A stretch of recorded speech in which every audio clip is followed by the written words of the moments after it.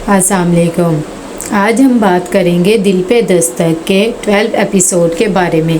तो वीडियो शुरू करने से पहले हमारे चैनल को सब्सक्राइब कर लीजिए अगर अभी तक आपने नहीं किया, ताकि हमारी हर न्यू वीडियो आप तक पहुंच सके। यहाँ पर जॉनी बहुत ज़्यादा परेशान होता है, तभी वो फ़ौरन फ़ोन करता है नाजिया को और उसे कहता है कि तुम मुझे भूल जाओ, अब मैं तुम्हारा साथ नहीं दे सकता क्योंकि मुझे तो अपनी ज़िंदगी का मकसद ही समझ नहीं आ रहा। ये बातें सुनकर नाजिया कहती है कि तुम मेरे साथ ऐसे कैसे कर सकते हो, कुछ नहीं होता, सब ठीक हो जाएगा। लेकिन जॉनी फ़ोन रख देता है। दूसरी तरफ जैसे ही होश आता है यास्मीन को, तो वो अम्मा को कहती है कि आप ठीक तो है ना। रज़िया बेगम कहती है कि बीमार तो तुम हुई थी ना। वो कहती है कि हाँ अब मैं बेहतर हूँ, लेकिन मुझे ये सोच सोच के हो रहा है कि शकील को संजीदा ही मिली थी दूसरी शादी करने के लिए। मैं उसे अपने दिल की हर बात बताती थी और देखो वही मेरी सोतन निकली। रज़िया सुल्ताना कहती है कि हद हो गई है, तुम्हें उसकी पड़ी हुई है दूसरी शादी की नहीं, बल्कि ये कि उसने संजीदा से क्यों किया। मुझे तो ये गुस्सा आ रहा है कि उसने दूसरी शादी ही क्यों की है। साथ के पास सारा आती है और आकर उसे बातें सुनाने लग जाती है और कहती है कि ये तुम्हारी प्रेजेंटेशन है और आज के बाद मुझ पे ऐसे हुक्म चलाने की कोई भी ज़रूरत नहीं कि इतनी देर में वहाँ पर सईद भी आ जाता है। वो उन दोनों को ऐसे लड़ता हुआ देखकर अफसरदा सा हो जाता है और उसे पता लग जाता है कि इनमें चक्कर चल रहा है।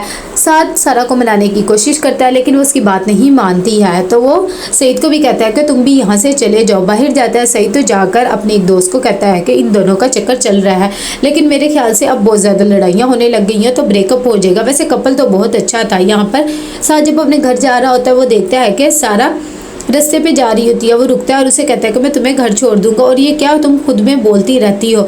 सारा कहती है कि मुझे कोई ज़रूरत नहीं है तुम्हारी हेल्प की, मैं खुद ही चली जाऊंगी। वैसे भी जो कुछ तुमने करना था मेरे साथ कर लिया है। इतनी देर में जो होता है सईद का दोस्त वो इन दोनों को फिर से साथ देख लेता है। दूसरी तरफ संजीदा बहुत ज़्यादा परेशान होती है। वो बार बार जॉनी को कॉल करती है लेकिन उसकी कॉल अटेंड नहीं करता क्योंकि वो अपने बेटे से बात करना चाहती है।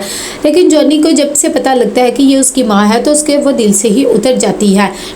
यहाँ पर यास्मीन आती है और आकर रुबीना को अपनी सारी बात बताती है। रुबीना कहती है कि मुझे पता है सबसे ज़्यादा जुल्म आपके साथ ही हुआ है। इतनी देर में संजीदा की कॉल आ जाती है यास्मीन को। यास्मीन कहती है कि तुमने मेरे साथ बिल्कुल भी अच्छा नहीं किया, मैं अपने दिल की हर बात तुम्हें बताती थी और तुम ही मेरी सौतन निकली हो।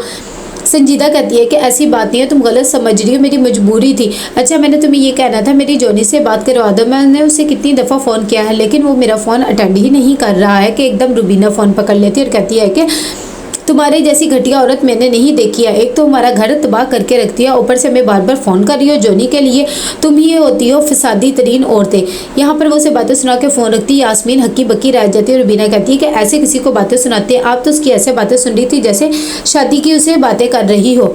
दूसरी तरफ साथ घर पहुंचता है तो वो सारा को कहता है कि भाई घर आ गया है और अब तुम्हें ज़्यादा डिप्रेशन लेने की ज़रूरत नहीं है, जाओ अंदर जाओ। तभी सारा कहती है कि तुम्हें क्या पता होगा मेरे पे क्या गुजर रही है। जब किसी को पता लगता है उसके बाप ने दूसरी शादी करी है तो ऐसा ही होता है। वैसे भी मेरा तो घर जाने को दिल ही नहीं करता, मेरा तो दिल करता है कि मैं मर ही जाऊँ। यहाँ पर नाजिया बहुत ज़्यादा परेशान होती है, उसे कुछ भी समझ नहीं आता। वो बार बार जॉनी को कॉल करती है, वो कॉल ही अटेंड करता है। आखिरकार जॉनी अटेंड करता है, उसे लगता है कि ये संजीदा ही होगी। वैसे बहुत ज़्यादा बातें सुना देता है और कहता है कि मैं आपसे बात नहीं करना चाहता, आज के बाद मुझे फ़ोन करने की ज़रूरत नहीं है। जैसे वो फ़ोन रखता है तो देखता है कि ये तो नाजिया का नंबर है। वो कहता है कि वो दिल में क्या सोच रही होगी। वो फ़ौरन उसे कॉल बैक करता है। जैसे ही उसे कॉल करता है तो उसे कहता है कि मुझे पता नहीं लगा कि तुम्हारा फ़ोन था, मैं समझा शायद किसी और का, इसीलिए मैं तुम्हें इतनी बातें सुना दी। देखो तुम दिल पे ना लेना। लेकिन ये सब बातें नाजिया को बहुत ज़्यादा हर्ट करती है और वो कहती है कि तुम भी वैसे ही निकले जैसे लोग तुम्हारे बारे में बातें करते थे। मुझे अब तुम्हारे से कोई भी बात नहीं करनी है, तुम तो हो ही धोखेबाज तरीन इंसान। यहाँ पर सारा घर आती है तो वो अपनी माँ के पास जाती है और कहती है कि अब आपकी तबीयत ठीक है ना और अब आपको किसी भी चीज़ की टेंशन लेने की ज़रूरत नहीं है और ना ही मेरी शादी के बारे में सोचने की ज़रूरत है। आपको सिर्फ रेस्ट की ज़रूरत है और आपने रेस्ट ही करनी है। यास्मीन कहती है कि वो बात तो ठीक है लेकिन मैं माँ हूँ, तुम्हारी शादी की तो मुझे फ़िक्र रहेगी ना। लेकिन मुझे हैरत ये हो रही है तुम्हारे बाप ने तुमसे भी रब्ता करने की कोशिश नहीं की है। यहाँ पर जॉनी आता है नाजिया को देखते हुए, तभी उसकी मुलाकात हो जाती है सास से और वो से कहता है कि भाई तुम्हारी न्यू लाइफ कैसी जा रही है। तभी वो से कहता है कि भाई मैं तो ये समझ रहा था पहले तो तुम नौकर थे, अब देखो मालिक बन गए हो, कुछ तो रोब आ जाना चाहिए ना। वैसे भी तुम्हें घबराने की ज़रूरत नहीं है। जॉनी कहता है कि कहाँ की न्यू ज़िंदगी, मुझे तो ये ज़िंदगी अच्छी ही नहीं लग रही। वैसे भी मेरे बाप को तो कोई एहसास ही नहीं है सारा कि अम्मी की इतनी ज़्यादा तबीयत ख़राब है। रज़िया सुल्ताना भी बहुत ज़्यादा परेशान होती है। वो सारा को कहती है कि तुम्हें परेशान होने की ज़रूरत नहीं है, तुम साथ के साथ अच्छे तरीके से रहा करो, वो तुम्हारी कितनी हेल्प करता है। ये बात सुनकर सारा कहती है कि आप ठीक कह रही हैं, लेकिन मैं क्या करूं, मैं बहुत ज़्यादा परेशान रहती हूँ, इसीलिए ऑफिस में उससे भी बदतमीज़ी कर लेती हूँ। तो दूसरी तरफ जॉनी आ जाता है अपने बाप के ऑफिस, लेकिन उसे सेक्रेटरी बाहर रोक लेती है। लेकिन जॉनी अंदर जाने की कोशिश करता है तो वो कहती है कि जब तक आपके पास परमिशन नहीं होगी हम आपको अंदर नहीं भेज सकते। वैसे भी अंदर मीटिंग चली है। वो उन्हें चकमा देकर खुद अंदर चला जाता है। जब सिक्योरिटी उसे लेने जाती है तो शकील मना कर देता है और कहता है कि मैं खुद ही इसे हैंडल कर लूँगा। यहाँ पर जॉनी कहता है कि मैं इनका बेटा हूँ। ये बात सुनकर सब हैरान हो जाते हैं। साथ ही वो अपनी सारी डिमांड्स बताता है और कहता है कि घर आकर जो मसले आपने खड़े हैं वो ख़त्म करो। शकील को सबके सामने एम्बेरसमेंट फील होती है और वो कहता है कि ठीक है जॉनी बेटा, जो जो तुम कह रहे हो मैं वही करूँगा, फिलहाल तुम घर चले जाओ।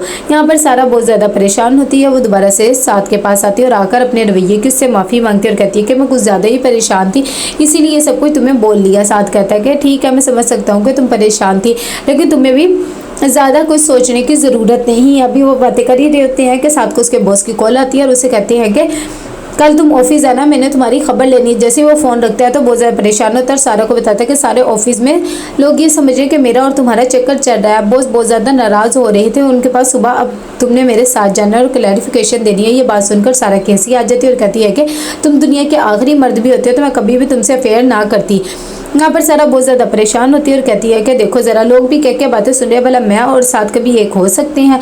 यहाँ पर शकील परेशानी में सारा को कॉल करता है और उसे कहता है कि जॉनी आज ऑफिस आ गया था, तुम प्लीज़ उसे संभाल लो।